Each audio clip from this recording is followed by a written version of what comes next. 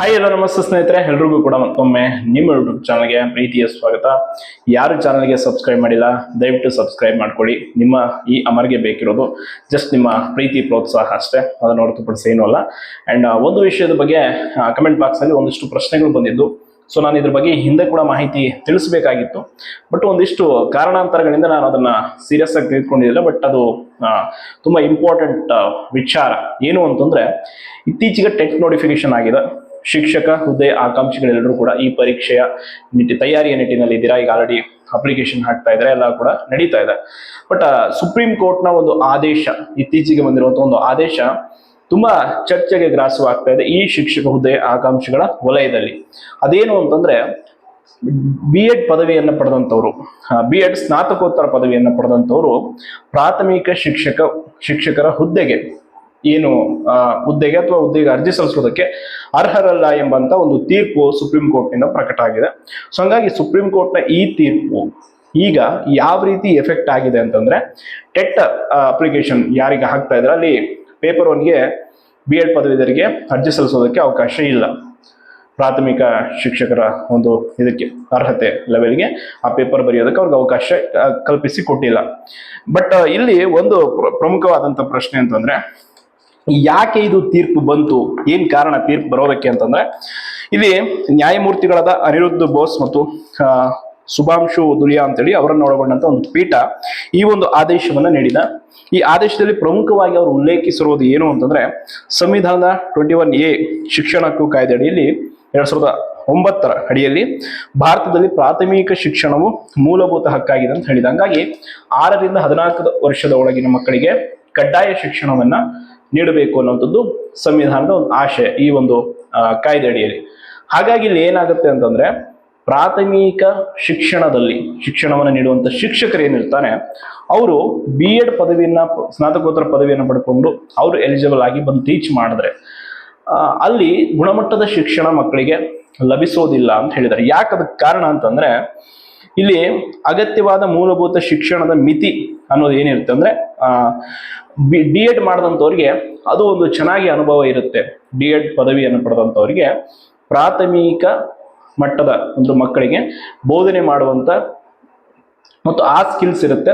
But ನೇರವಾಗಿ B.Ed ಸ್ನಾತಕೋತ್ತರ ಪದವಿ ಪಡೆದವರಿಗೆ ಅದು ಇರಲ್ಲ. ಹಂಗಾಗಿ ಅಲ್ಲಿ ಮಕ್ಕಳಿಗೆ ಗುಣಮಟ್ಟದ ಶಿಕ್ಷಣ ಸಿಗಲ್ಲ ಅಂತ ಸುಪ್ರೀಂ ಕೋರ್ಟ್ ಅಭಿಪ್ರಾಯ ಪಟ್ಟಿರೋದ್ರಿಂದ ಈಗ ಈ ವಿಷಯ ತುಂಬಾ ಚರ್ಚೆ ಆಗಿದೆ. ಅಂಡ್ ಈಗ ಆಲ್ರೆಡಿ ಸುಪ್ರೀಂ ಕೋರ್ಟ್ ಆದೇಶ ಕೂಡ ನೀಡಿದೆ. ಅಂದ್ರೆ D.Ed ಪದವಿಯನ್ನು ಪಡೆದಂಥವರು ಪ್ರಾಥಮಿಕ ಒಂದು ಶಾಲೆಯ ಮಕ್ಕಳಿಗೆ ಬೋಧನೆ ಮಾಡೋದಕ್ಕೆ ತುಂಬಾ ಅತ್ಯುತ್ತಮರು.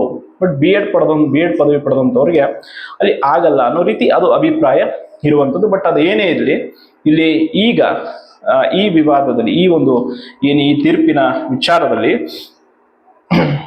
ಯಾಕೆ ಈ ತೀರ್ಪು ಸುಪ್ರೀಂ ಕೋರ್ಟ್ ಇಂದ ಬಂತು ಅಂದ್ರೆ, ಇದು ಫಸ್ಟ್ ರಾಜಸ್ಥಾನದ ಶಿಕ್ಷಕರ ನೇಮಕಾತಿ ವಿಚಾರದಲ್ಲಿ ಅಲ್ಲಿ ಇದೇ ರೀತಿ ಕೇಸ್ ನಡೀತಾ ಇತ್ತು.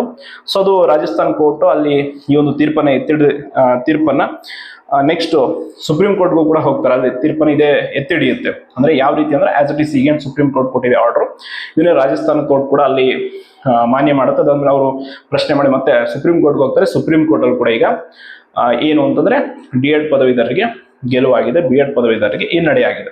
ಇಲ್ಲಿ ಈ ವಿಷಯಕ್ಕೆ ಸಂಬಂಧಪಟ್ಟ ಹಾಗೆ ಈಗ ನಮ್ಮ ರಾಜ್ಯದಲ್ಲಿ ಈಗ ನೆಕ್ಸ್ಟ್ ಶಿಕ್ಷಕರ ನೇಮಕಾತಿ ನಡೀತಿದೆ. ಸೊ ಇದಕ್ಕೂ ಕೂಡ ಇದು ಎಫೆಕ್ಟ್ ಆಗುತ್ತೆ. ಆಲ್ಮೋಸ್ಟ್ ಸುಪ್ರೀಂ ಕೋರ್ಟ್ ನ ಆದೇಶವನ್ನ ಯಾರು ಕೂಡ ಉಲ್ಲಂಘನೆ ಮಾಡುವಂತಿರಲ್ಲ. ಒಂದ್ಸಲ ಆದೇಶ ಆಯ್ತು ಅಂತಂದ್ರೆ ಫೈನಲ್, ಆದ್ರೆ ಎಲ್ಲರೂ ಕೂಡ ಪಾಲಿಸಬೇಕಾಗುತ್ತೆ.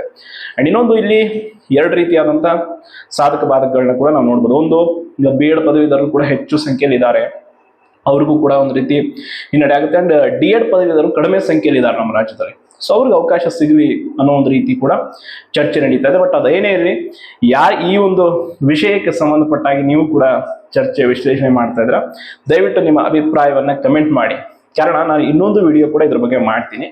ಸರಿಯಾದ ರೀತಿಯಲ್ಲಿ ಅಕ್ಯುರೇಟ್ ಆಗಿ ಒಳ್ಳೆ ಮಾಹಿತಿಯನ್ನ ನೀಡೋಣ.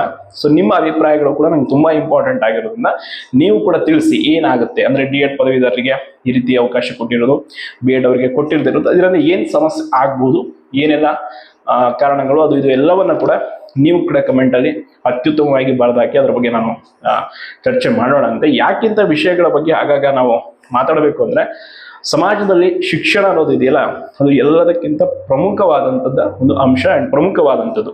ಶಿಕ್ಷಣವೇ ಅತ್ಯಮೂಲ್ಯ. ಈಗ ಅದಿಲ್ಲ ಅಂತಂದ್ರೆ ಮನುಷ್ಯ ಸಮಾಜದ ಆಗು ಹೋಗುಗಳು, ಹೊರಗಡೆ ಇರೋ ವಿಚಾರಗಳು, ಪ್ರಾಪಂಚಿಕ ಜ್ಞಾನವನ್ನು ಪಡೆಯೋಕ್ಕಾಗಲ್ಲ.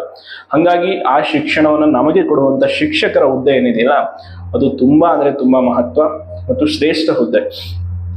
ಆ ಹುದ್ದೆಯನ್ನ ಅಲಂಕರಿಸುವಂತವ್ರಿಗೂ ಕೂಡ ಅಷ್ಟೇ ಒಳ್ಳೆಯ ತಿಳುವಳಿಕೆ, ಜ್ಞಾನ, ಸಂಯಮ, ಶಿಸ್ತು, ಸಹನೆ ಎಲ್ಲವೂ ಕೂಡ ಇರಬೇಕಾಗುತ್ತೆ. ಮಕ್ಕಳಿಗೆ, ಅದರಲ್ಲೂ ವಿಶೇಷವಾಗಿ ಪ್ರೌಢ ಅವಸ್ಥೆಯಲ್ಲಿರುವಂಥ ಮಕ್ಕಳಿಗೆ ಕಲಿಸೋದು ಬೇರೆ, ಪ್ರಾಥಮಿಕ ಅಂದ್ರೆ ಈಗ ಚಿಕ್ಕ ಮಕ್ಕಳು 6 ರಿಂದ 14 ವರ್ಷದ ಮಕ್ಕಳು, ಆ ಮಕ್ಕಳಿಗೆ ಕಲಿಸುವಂಥದ್ದು ಬೇರೆ. ಆ ಮಕ್ಕಳ ಮೈಂಡ್ ಹೆಂಗಿರುತ್ತೆ ಅಂತಂದ್ರೆ ಎಂಟಿ, ಅಲ್ಲಿ ಏನು ನಾವು ತುಂಬ್ತೀವಿ ಅದೇ ಫುಲ್ಫಿಲ್ ಆಗ್ತಾ ಹೋಗುತ್ತೆ. ಹಾಗಾಗಿ ಆ ಮಕ್ಕಳಿಗೆ ಬೋಧನೆ ಮಾಡುವಂತ ನಿಟ್ಟಿನಲ್ಲಿ ಶಿಕ್ಷಕರು ಯಾವ ರೀತಿ ಇರಬೇಕು, ಯಾವ ಒಂದು ಅವರ ಶಿಕ್ಷಣ ಅಂದ್ರೆ ಶಿಕ್ಷಣವನ್ನ ಕಲಿಸುವ ಮಟ್ಟ ಯಾವ ರೀತಿ ಇರಬೇಕು ಅನ್ನೋದ್ರ ಬಗ್ಗೆ ಇದು ಸುಪ್ರೀಂ ಕೋರ್ಟ್ ಅಭಿಪ್ರಾಯ ಪಟ್ಟಿದೆ. ಈಗ ನ್ಯಾಯಾಲಯ ಮತ್ತು ನ್ಯಾಯಾಧೀಶರು ನೀಡುವಂಥ ತೀರ್ಪುಗಳೇನಿರುತ್ತೆ ತುಂಬಾ ವಿವೇಚನಾಯುತವಾಗಿ ಕೂಡಿರುವಂಥದ್ದಾಗಿರುತ್ತೆ. ಸುಮ್ಮನೆ ತೀರ್ಪುಗಳನ್ನು ಕೊಟ್ಟಿರಲ್ಲ, ತುಂಬಾ ವಿಶ್ಲೇಷಣೆ ಮಾಡಿರ್ತಾರೆ. ಅದರಲ್ಲೂ ಸುಪ್ರೀಂ ಕೋರ್ಟ್ನ ತೀರ್ಪುಗಳು ಅಂತಂದ್ರೆ ತುಂಬಾ ಲ್ಯಾಂಡ್ ಮಾರ್ಕ್ ಜಡ್ಜ್ಮೆಂಟ್ಸ್ ಇರುತ್ತೆ ಅಲ್ಲಿ. ಹಾಗಾಗಿ ಆ ವಿಷಯಗಳ ಬಗ್ಗೆ ಚರ್ಚೆ ನಡೆಯುತ್ತೆ, ಎಲ್ಲವೂ ಕೂಡ ಆಗುತ್ತೆ. ಆ್ಯಂಡ್ ಇಂಥ ವಿಷಯಗಳ ಬಗ್ಗೆ ಆಗಾಗ ನಾವು ಕೂಡ ಪಬ್ಲಿಕ್ ಪ್ಲಾಟ್ಫಾರ್ಮ್ಗಳಲ್ಲಿ ಅವೇರ್ನೆಸ್ ಅನ್ನು ಮೂಡಿಸುವಂಥದ್ದು, ಅದ್ರ ಬಗ್ಗೆ ಮಾತಾಡುವಂಥದ್ದು ತುಂಬಾ ಇಂಪಾರ್ಟೆಂಟ್. ಸೊ ಹಾಗಾಗಿ ಈ ವಿಷಯವನ್ನು ನಾನು ನಿಮ್ಮೊಟ್ಟಿಗೆ ಹಂಚಿಕೊಂಡೆ. ಯಾರೆಲ್ಲ ಶಿಕ್ಷಕ ಹುದ್ದೆಯ ಆಕಾಂಕ್ಷಿಗಳಿದ್ದೀರಾ, ಈಗ ಅಪ್ಕಮಿಂಗ್ ಟೆಟ್ ಬರೀತಾ ಇದ್ದೀರಾ, ನೆಕ್ಸ್ಟ್ CET ಬರೆಯೋರಿದ್ದೀರಾ, ನಿಮ್ಮ ಅಭಿಪ್ರಾಯಗಳು ಕೂಡ ತುಂಬಾ ಮುಖ್ಯವಾಗಿರೋದ್ರಿಂದ ಕಮೆಂಟ್ ಬಾಕ್ಸಲ್ಲಿ ಮುಕ್ತವಾಗಿ ಹಂಚ್ಕೊಳ್ಳಿ. ಏನೇ ವಿಷಯ ಇದ್ರೂ ಕೂಡ ಮುಕ್ತವಾಗಿ ಬರೀರಿ. ನಾನು ಪ್ರತಿಯೊಂದು ಕಮೆಂಟನ್ನು ಓದ್ತೀನಿ, ನೋಡ್ತೀನಿ, ಅದನ್ನು ತಿಳ್ಕೊತೀನಿ. ಆ್ಯಂಡ್ ಅದರ ಮೂಲಕ ಕೂಡ ನಾನು ಎಷ್ಟೋ ಬಾರಿ ಮಾಹಿತಿಯನ್ನು ಕೊಡ್ತೀನಿ. ಹಾಗಾಗಿ ನನಗೆ ಪ್ರತಿಯೊಂದು ಕಮೆಂಟ್ ಕೂಡ ತುಂಬ ಇಂಪಾರ್ಟೆಂಟ್ ಅಂತ ಹೇಳ್ತಾ ಈ ವಿಷಯದ ಬಗ್ಗೆ ಇಷ್ಟು ಮಾಹಿತಿ ತಿಳಿಸಿದ್ದೀನಿ. ನಾನಿಲ್ಲಿ ಇದರ ಬಗ್ಗೆ ನಿಮಗೆ ಏನಾದರೂ ಅಭಿಪ್ರಾಯ ಇದ್ದರೆ ಹಂಚ್ಕೊಳ್ಳಿ ಅಂತ ಹೇಳ್ತಾ ಧನ್ಯವಾದಗಳು.